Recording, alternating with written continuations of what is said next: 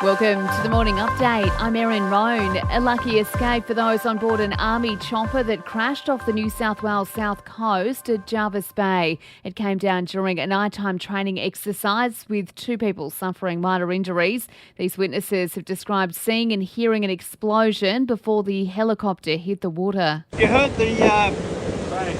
You heard the bang and then they crash. So we still out help them?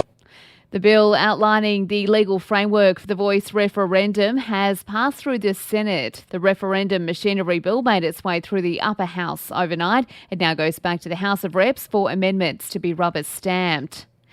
Overseas, it looks like the potential arrest of former US President Donald Trump has been stalled. Prosecutors in Manhattan postponing a grand jury session that was investigating the hush money paid to adult film star Stormy Daniels during Mr. Trump's 2016 presidential campaign.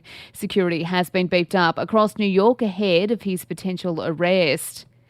Boris Johnson has again denied deliberately misleading Parliament over those COVID lockdown parties at Downing Street. The former UK PM has been grilled by a parliamentary hearing. He insists he never knowingly lied, though. I'm here to say to you, hand on heart, that I did not lie to the House.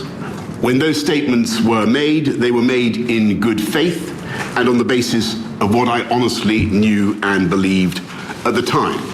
And there's been a record number of postal votes ahead of the New South Wales state election on Saturday. Figures from the New South Wales Electoral Commission show more than 540,000 have been received so far, with more than 638,000 others already casting their vote at pre-poll stations.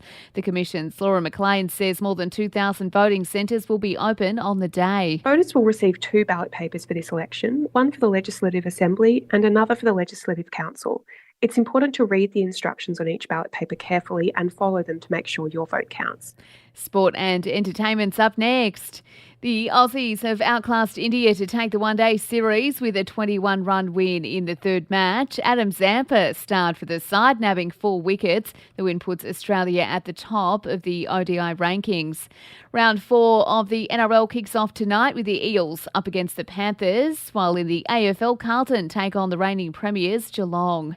In entertainment news, Kiss rocker Gene Simmons has sold his Vegas home. The 6-bedroom, 8-bathroom home has retractable glass walls, selling for a cool $11 million.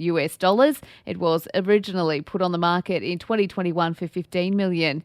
And Millie Bobby Brown has reportedly turned down a multi-million-dollar offer to star in a Stranger Things spin-off series. The 19-year-old says she's ready to step away from the character 11 after playing the role for 5 seasons. And that's the latest from the Nova Podcast team. We'll see you later on for another episode of The Update.